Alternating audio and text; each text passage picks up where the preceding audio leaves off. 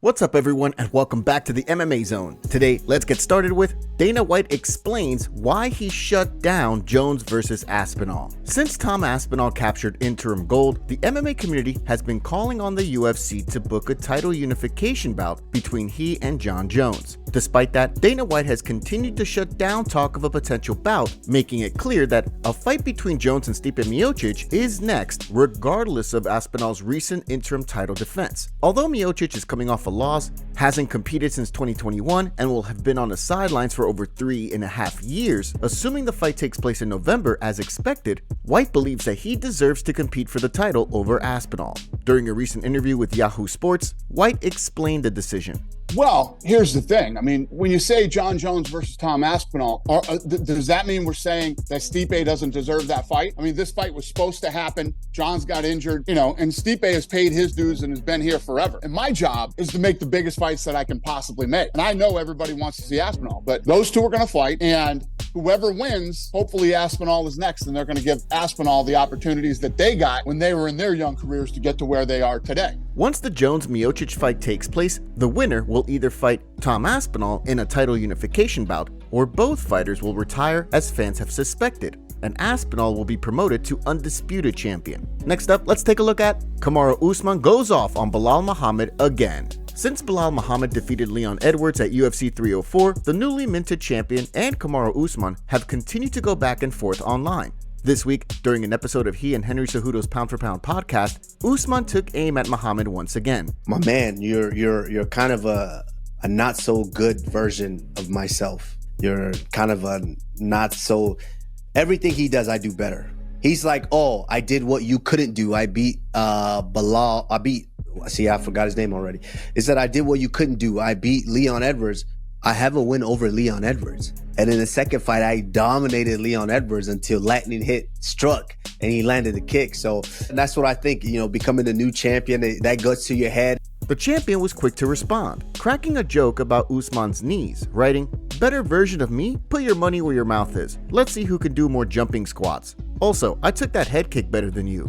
The MMA community was also quick to react, with one member writing, "Kamaru Usman is literally embarrassing himself, acting like he's so much better than Belal Muhammad. Belal just dominated the guy you lost twice to. I get you're desperate for a title shot, but go win a fight first if you're so confident in your skills." Another wrote, "Bro's really holding on to that 2015 win over Leon." One member of the MMA community weighed in on the state of the division, writing, "Usman doing the most to get that Belal fight, and to be honest, the welterweight division is shallow in terms of fighters that are deserving of a title shot. The only one worthy of a title shot right now is Shavkat. Leon could get back into the title picture if he beats someone like Gary." Another wrote, "He's the champion and beat the man you lost to, back to back. If you don't like it, go in there and shut him up, Kamaru. You doing a lot of talking too, but you have 3 losses in a row. I respect everything you've done, but you're talking like you're from 2 years ago. You need a W bad." Israel Adesanya also weighed in on Muhammad's recent win this week while speaking in an interview with the Mac Life, giving the newly minted champ his props. To win the belt after the whole internet, Twitter and Instagram all hated him and all that kind of stuff, talking about him, and I didn't even give him a chance to. I was like, how is he gonna win this fight? Because Leon pretty much dusted him before the accident in the first fight, and then he went out there and did what he did. With Muhammad expressing an interest in moving up to middleweight, he's likely to have a close eye on this weekend's UFC 305 main event between Adesanya and Dricus Du Plessis. Next up, let's take a look at huge update on Khabib Nurmagomedov and tax situation. After talks of the Russian government potentially seizing Khabib Nurmagomedov's assets, including a family home in Dagestan and a luxury car collection, the Eagle has now reportedly paid off his $3.3 million debt to the Russian Federal Tax Service in full. According to Home of Fight, which relayed a message from Shah Telegram, Nurmagomedov and the Russian Federal Tax Service are now squared away. The news comes on the heels of the Eagle being on the receiving end of jokes from Conor McGregor, who revealed recently that he was attempting to get in on the auction for Nurmagomedov's family home in Dagestan. Now, however, with his tax debt taken care of, Nurmagomedov and his family won't have to worry about having their assets seized by the Russian government. As one member of the MMA community wrote, "Turns out Khabib has paid all his taxes. What are they going to say now? 30-0. So far, McGregor has yet to respond to the latest news. Next up, let's take a look at Aljamain Sterling breaks silence on the Tiki Ghosn situation. Recently, MMA manager Tiki Ghosn, who manages a slew of current and former UFC fighters like Aljamain Sterling, Dustin Poirier, Chael Sonnen, and Rampage Jackson, just to name a few, was accused of assault by Sean Strickland, who brought the accusations to light on behalf of the alleged victim, who is the daughter of someone Strickland knows. Although Strickland took to social media in the days following his original accusations to question why more members of the MMA media were not covering the news, the allegations made their way back to Aljamain Sterling, who Ghosn notably pushed into fighting Sean O'Malley at UFC 292,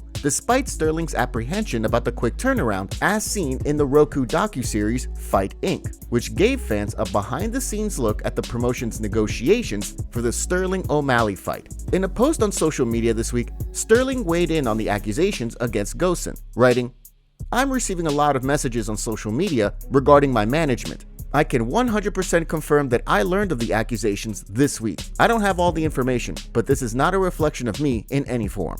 Strickland then responded to Sterling, writing, "Yeah man, trust me, I really want to release the girl's name, but I just can't. If I get sued, it will come out, but it's up to her and her family to come forward, not me." While Ghosn threatened to sue Strickland for defamation, it's unclear if he has since moved forward with his plans for a lawsuit. However, so far, he has yet to release a public statement in response to the allegations. Hey fight fans, UFC 305 is coming up this weekend, and we've got a crazy opportunity to make things even more exciting for you. Our partners at DraftKings Sportsbook are offering all new customers who bet just $5 on any of the fights this weekend $150 in bonus bets instantly. You heard me right. All new customers that bet just $5 on DraftKings Sportsbook will get $150 in bonus bets instantly. Download the DraftKings Sportsbook app now and use our promo code MMAZone to get in on all the action this weekend. That's promo code MMAZone, only at DraftKings Sportsbook. The crown is yours.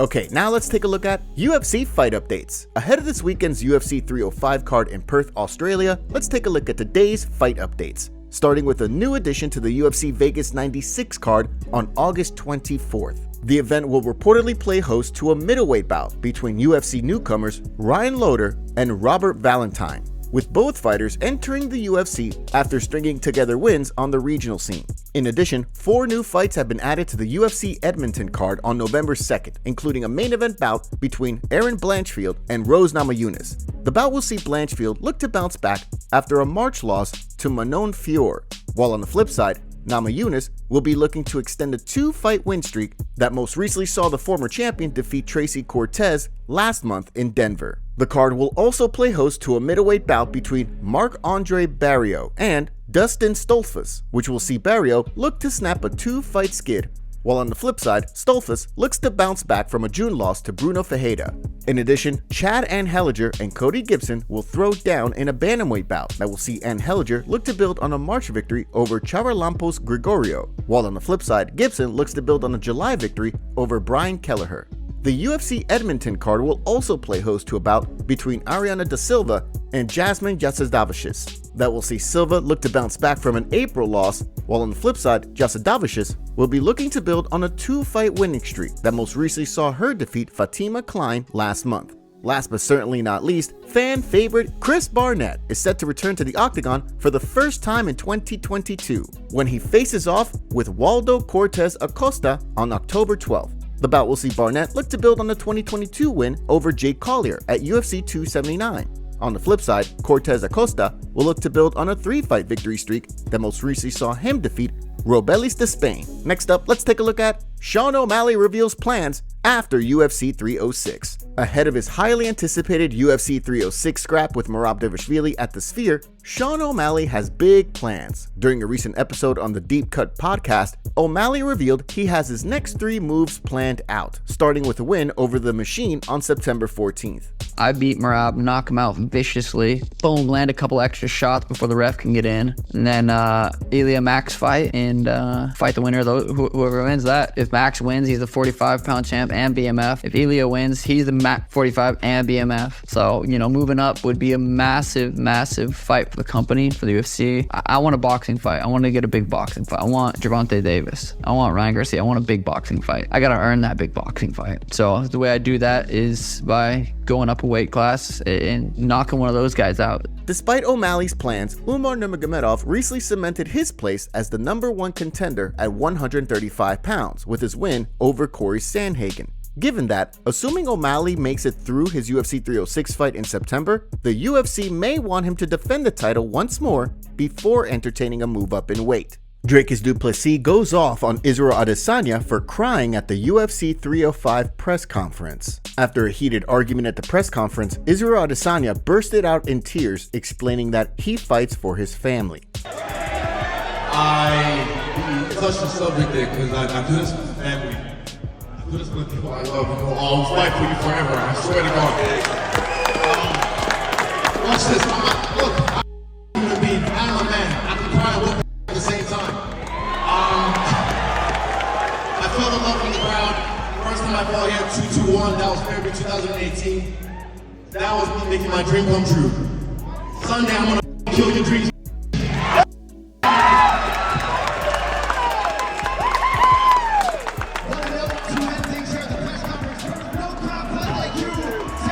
Dricus Du Plessis responded to Izzy's reaction on Twitter by saying, "Come on guys, stop crying at the press conferences. It's not that serious." He also posted a picture of Izzy crying with the caption, "I win the screenshot game." Daniel Cormier also reacted to Izzy crying by saying, I think it's so crazy because I think Dricus, he frustrates you. I think he might frustrate these guys so much that they have these emotional responses to him, and it's crazy. I think that's kind of what happened to Adesanya today, and he was very emotional. I mean, it was something. I don't know. I haven't seen that much. Even watching Izzy have that response, you're like, oh my goodness, why is he so emotional? What does that mean? Like, what does that say about where he is in his life? What's the state of his mentality and everything? But, or maybe he's just an emotional guy, and that just got brought out of him in the statements that he was combating with Dricus Du Plessis. Robert Whittaker reveals sad news. On a recent podcast, Whittaker revealed that he plans on retiring at age 36, which is only 2 years away. Here's what he had to say about his departure from MMA. I'm thinking about wrapping it up around 36. That's what, two and a half years. Okay. Because I feel like 36 is a good age to like really have a solid crack at something else, whatever it is I want to do. I do the normal things. So like I save more than I spend. Mm-hmm. I look to buy land and investment properties whenever I can afford it. I'm looking to still push my dreams ahead. I'm not really moving into anything that I need to dedicate too much focus towards, because I do believe that everything you do that isn't fighting takes away a little bit of that mental mind space you have, and you don't have a lot of it. And it is, I've tried juggling things in the past, especially around that Dricus fight was a time I tried juggling another business at the same time. And it's, even if you're not actively thinking about it, that little bit of reserve space that is taken up by your company is there. You know, MMA is demanding. Yep. Competition at this level is demanding. And if you're not willing to give everything you have for it, your opponent is, and that's when you'll lose. I can't let myself down like that, not while I'm competing. Top comments. I have yet to meet a single person who has said they enjoy watching Power Slap. It's no surprise Khamzat Chimaev gets ballsy around his boys to prove he's tough, but acts like a nice guy when alone. I always watch this channel when I eat. I don't care for Adesanya, but in this instance, he is 100% solid. Dana is a petty little baby.